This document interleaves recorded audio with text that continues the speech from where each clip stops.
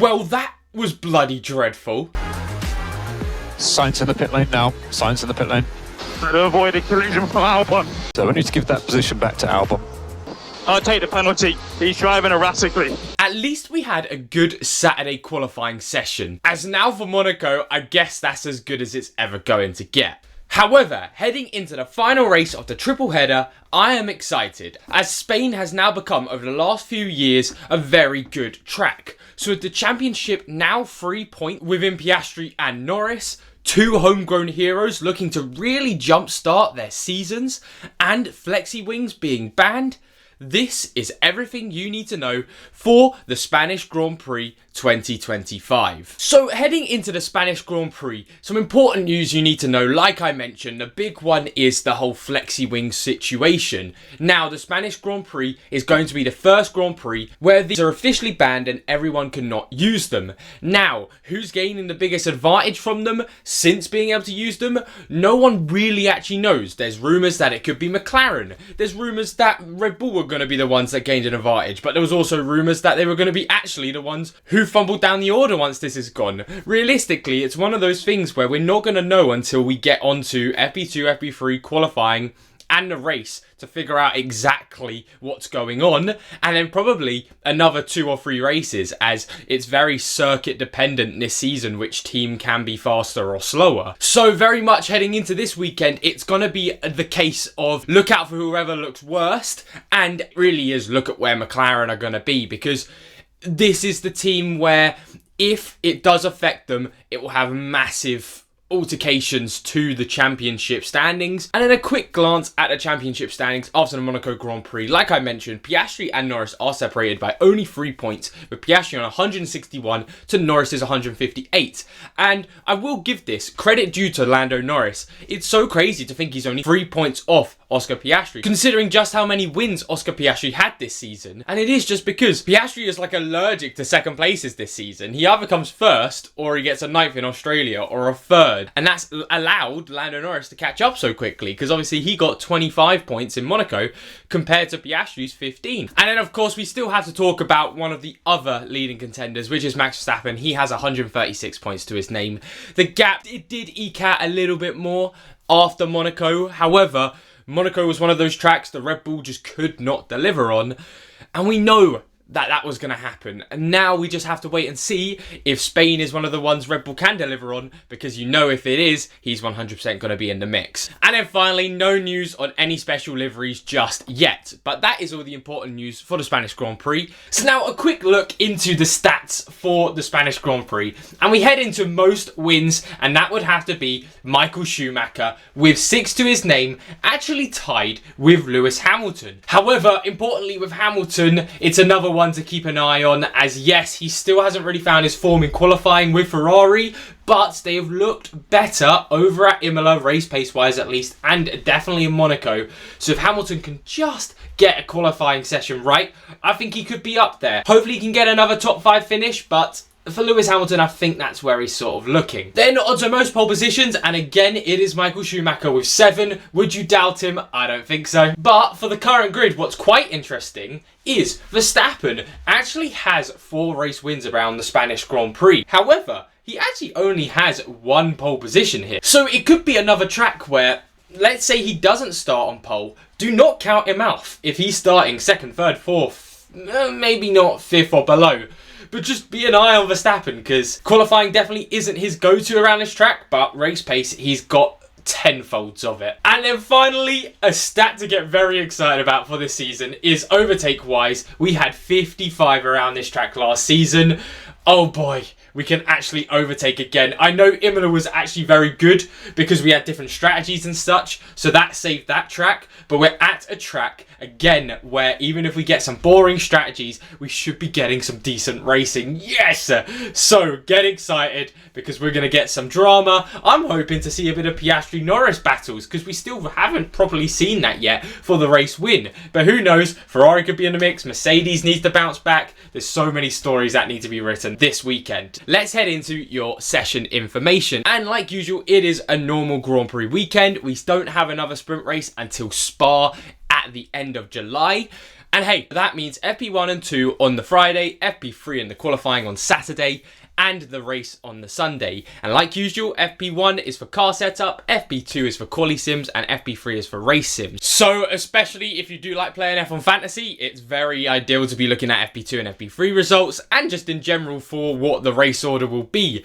You're gonna want to see that if you're interested in thinking, oh, okay, let's see how this race weekend's going to get along. So with that said and done, let's head over to your weatherman, Zach GP. Good morning, Spain. It is your weatherman, Zach GP. And after that interesting race in Monaco, I could use some weather to spruce things up. And well, we're not going to get that. Friday, Saturday and Sunday, I think for the first time in a very long time in 2025, we really have a clear idea of what the weather's going to be like in every single session.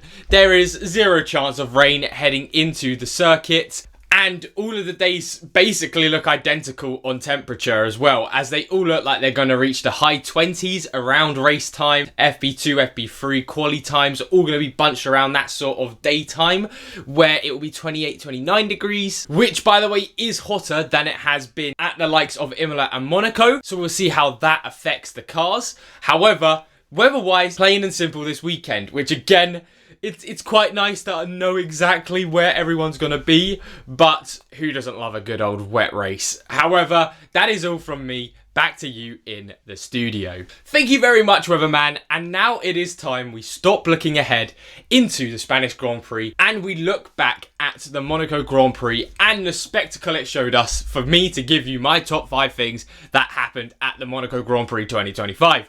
And very much, this top 5 was a very hard list to put together because I could have just put nothing, as nothing happened. However, at number 5, we have Lando Norris getting his first pole position at Monaco.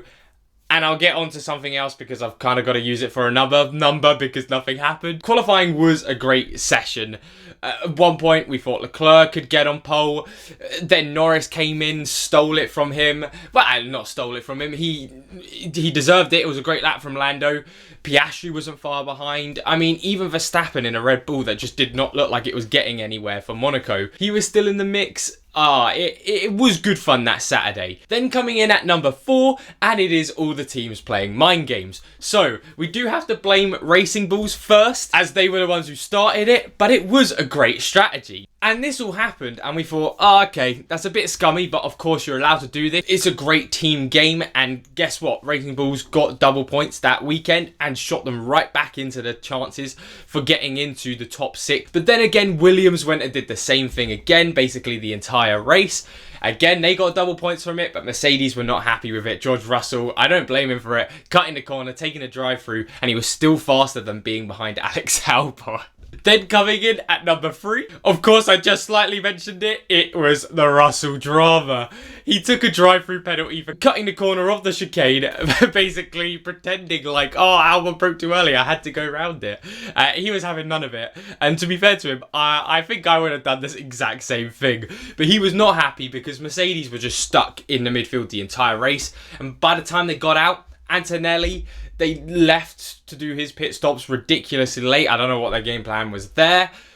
Basically, Mercedes as a whole was just dreadful, and Russell and Albon were hilarious. Then coming in at number 2, the 2 pit stops being mandatory, and yep, I had some hope for it to work, but as soon as we got 2 teammates together, we saw exactly why fundamentally it could not happen. It also seemed like they were scared to bring out a safety car because of them wanting to test it out. I mean, Gasly's basically his whole wing was on the track at one point and they still refused to put out the safety car because I don't think they wanted people to just dart in one lap, then dart in the next lap and get it all done. But I don't know.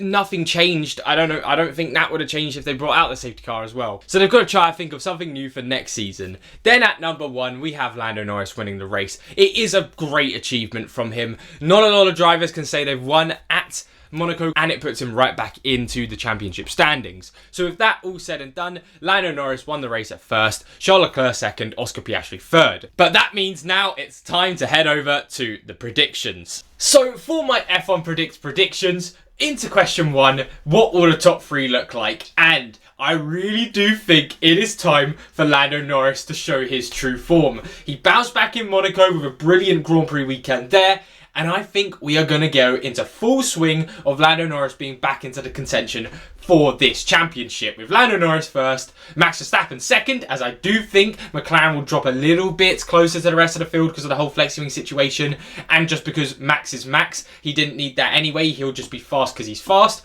And then Oscar Piastri coming in at third. Then for pole position, again, I'm going all in, okay? I'm going all in this weekend. Lando Norris is taking pole position. Then I've gone for definitely the underdog in this situation, but we'll see exactly what Aston Martin's car can be like around here. Might have to change it around a little bit, but if Aston Martin can just deliver a half decent car to Fernando Alonso, I do think he's got half a chance to beat Sainz, because for me, Sainz is probably going to qualify around 8th to 12th, and I think Fernando Alonso has the opportunity to do the exact same thing, and Alonso just needs one good race, and he's so close to it, and I think, hey, this could be the one, at least for qualifying, he could do the job and get it over Carlos Sainz. Then for Isaac Hadjar, again, I think it's going to be a strong weekend for Racing Bulls. He's going to be in the top 10. Then again, bog standard, Ferrari have shown exactly why I've been putting them for these fastest pit stops. No surprises here. Again, I've gone all in with Lando Norris on the fastest lap.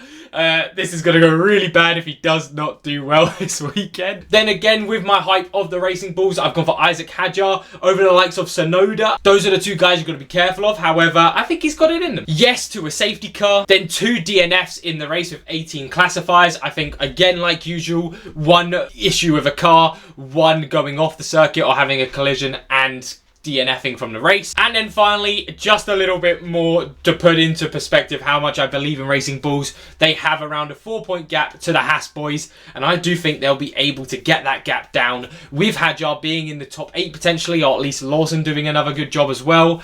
And we're going to be seeing Racing Bulls ahead of Haas in the standings after Spain, and that's why I put my 2 times on it. It's risky, but I love a good old risk. And that is the predictions for this race weekend. Join my F1 Predicts League if you want to get involved as well. So for the forfeit prediction this weekend, of course last weekend I got it wrong, and I'll be getting around to making that video. It'll probably be a live stream of me saying McLaren 5,000 times. It's gonna be quite a boring watch, so I'd be surprised if you did want to watch that live stream, but it will be there for you if you want to.